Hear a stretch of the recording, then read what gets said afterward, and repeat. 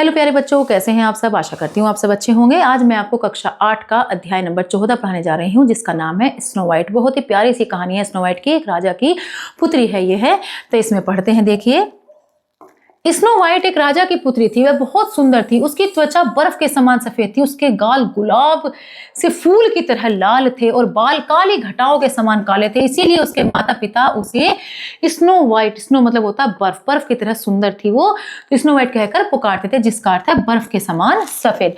जब snow white कुछ ही महीनों की थी, उसकी मां मर गई और राजा ने दूसरा विवाह कर लिया। नई रानी एक सुंदर स्त्री थी और उसे अपने सुंदर होने पर बहुत ही गर्व था, यानी कि घमंड था।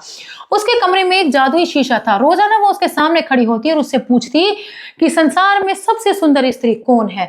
जादुई शीशा सदैव मतलब हमेशा, तो जादुई शीशा हमेशा उत्तर देता कि तुम ही सबसे अधिक सुंदर हो। इससे वो बहुत ही खुश हो जाती थी। कुछ ही वर्षों में स्नो वाइट बड़ी होकर एक बहुत सुंदर लड़की हो गई। उसको सौतेली माँ उससे ईर्ष्या करने लगी। एक दिन उसने अपने जादुई शीशे से पूछा, ओ दीवाल के छोटे दर्पण, हम सब में सुंदर है कौन? हम सब में कौन सुंदर है? सुंदर रानी, तुम लंबी और शानदार हो, पर स्नो वाइट है सबसे सुंदर। जब रानी ने यह सुना तो वह बहुत नाराज हुई। उसने अपने एक नौकर को आज्ञा दी कि स्नो वाइट को जंगल में ले जाए और मार डाले, किंतु दयालु हृदय नौकर ने उसको मारा नहीं। उसने उसे जंगल में छोड़ दिया और वो दिन भर रोती हुई इधर उधर घूमती रही। शाम को उसे पहाड़ी पर एक छोटा सा मकान दिखाई पड़ा। उसने दरवाजा खोला और उस छोटे से मकान के अंदर गई। वहां उसने एक मेज देखी, जिस पर एक साफ सफेद रंग की चादर बिछी हुई थी। मेज पर 7 छोटी छोटी प्लेटें, 7 छोटे छोटे गिलास और 7 छोटी छोटी चम्मचें थी। प्लेटों में रोटी और मांस था और गिलासों में साफ तथा ताजा पानी था। दूसरे कमरे में 7 छोटे छोटे बिस्तर थे, जिन पर सफेद चादरें बिछी हुई थी। स्नो वाइट बहुत थकी और भूखी थी। उसने प्रत्येक प्लेटों में से थोड़ा थोड़ा खाया और प्रत्येक गिलास में से थोड़ा थोड़ा पानी पिया।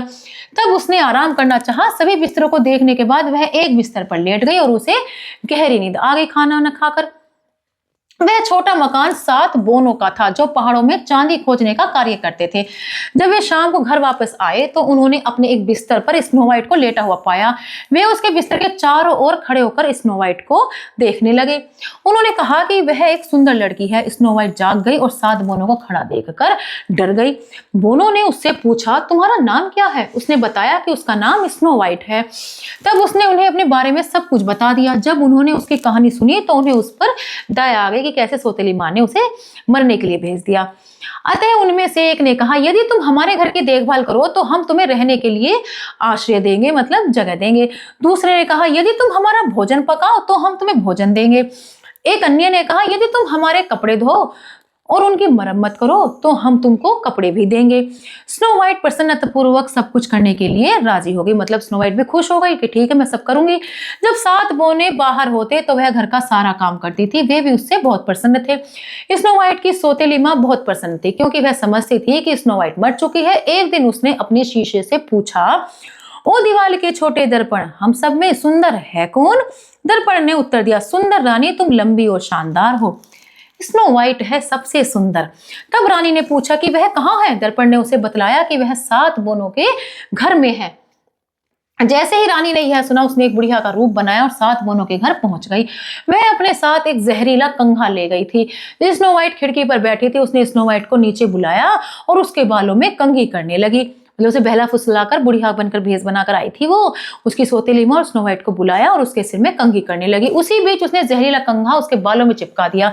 स्नो वाइट बेहोश होकर जमीन पर गिर पड़ी। वह दुष्ट रानी वापस घर चली गई।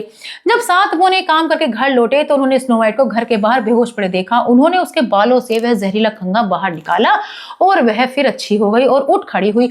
उन्होंने बूढ़ी स्त्री के आने की बात सुनी और स्नो वाइट से कहा कि जब वे बाहर हो तब वह घर से बाहर न निकला करे, घर में ही रहा करे जब हम बाहर रहा करें। तो रानी को अपने दर्पण से सारी बात फिर मालूम हो गई कि स्नो वाइट जीवित है। वह बहुत नाराज हुई और उसने कहा, इस बार वह अवश्य मरेगी। उसने एक सेब लिया जो आधा लाल और आधा सफेद था। उसने एक जहर की पिन आधे लाल भाग में रख दी।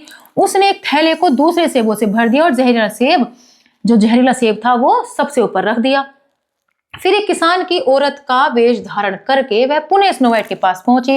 उसने दरवाजा खटखटाया। स्नो वाइट ने खिड़की से देखा और बाहर आने से मना कर दिया। रानी ने लाल और सफेद सेब दिखाते हुए कहा, ठीक है, तुम बाहर नहीं आना चाहती तो मत आओ, लेकिन मैं तुम्हारे लिए कुछ स्वादिष्ट सेब लाई हूँ। स्नो वाइट ने दरवाजा खोल दिया और बाहर आ गई। उस किसान की स्त्री ने सेब को 2 भागों में काटकर लाल भाग स्नो वाइट को दिया और आधा सफेद भाग स्वयं खाने लगी। जैसे ही स्नो वाइट ने जहरीले सेब का एक टुकड़ा खाया, वह गिर गई और मर गई। दुष्ट रानी जोर से हंसी और वहां से भाग गई। घर पहुंचकर उसने शीशे से पूछा कि सबसे सुंदर कौन है। शीशे ने उत्तर दिया कि आप ही सबसे अधिक सुंदर है। रानी समझ गई कि स्नो वाइट मर गई। शाम को बोने वापस आए और उन्होंने स्नो वाइट को मरा पाया। उन्होंने उसे जीवित करने का प्रयास किया, किंतु वे असफल रहे, मतलब कर नहीं पाए। अंत में उन्होंने कांच का एक ताबूत बनवाया और उसी में उसका शव रख दिया और उसकी देखभाल करने लगे। स्नो वाइट फूल की तरह ताजी और सुंदर दिखाई देती थी। जंगल के जानवर और चिड़िया भी उसके लिए रो रहे थे, वो इतनी प्यारी सी थी। कुछ दिन बाद एक राजकुमार उस मार्ग से निकला। उसने स्नो वाइट को देखा, वह उसे बहुत अच्छी लगी। उसने बोनो से उस कांच के ताबूत को मांगा। उसने बहुत सा धन भी देने को कहा, लेकिन बोनो ने राजकुमार से कुछ भी नहीं लिया और ताबूत भी उसे ले जाने दिया। राजकुमार से कुछ भी लिया और ताबूत को भी कह दिया कि ठीक है, ले जाओ। राजकुमार ताबूत को घोड़े पर लादकर अपने नगर की ओर चल पड़ा। रास्ते में घोड़े को ठोकर लगी, वह लड़खड़ा गया। उसी समय स्नो वाइट के मुंह से सेब का जो टुकड़ा था वो बाहर आ गया। उसने आंखें खोल दी। उसे जीवित देखकर राजकुमार बहुत खुश हुआ। उसने स्नो वाइट से कहा, सुंदर राजकुमारी, यदि तुम तैयार हो तो मैं तुम्हारे साथ विवाह करना चाहता हूँ। स्नो वाइट सहमत हो गई। अपने महल में पहुंचकर राजकुमार ने पिता की अनुमति से स्नो वाइट से विवाह कर लिया। वे दोनों खुशी खुशी रहने लगे। इधर दुष्ट रानी और स्नो वाइट की सौतेली मां ने दोबारा अपने जादुई शीशे से पूछा, ओ दीवाल के छोटे दर्पण, हम सब में सुंदर है कौन? दर्पण ने उत्तर दिया, महारानी, आप शानदार और लंबी हैं, किंतु स्नो वाइट सबसे अधिक सुंदर है। रानी ने मारे क्रोध के शीशे को उठाकर पटक दिया, वह टूट गया। उस रात वह ईर्ष्या के कारण इतनी दुखी हुई कि उसने जहर खाकर आत्महत्या कर ली। तो देखो बच्चों, जो किसी दूसरे इंसान से ईर्ष्या करता है वो खुद भी कभी जीवित नहीं रह पाता, वो खुद भी ईर्ष्या से भर जाता है और हर वक्त बेचैन रहता है। इसलिए हमें कभी भी किसी से ईर्ष्या नहीं करनी चाहिए। आशा करती हूँ आपको यह अध्याय अच्छे समझ में आया होगा। मिलते हैं अगली कक्षा में। धन्यवाद।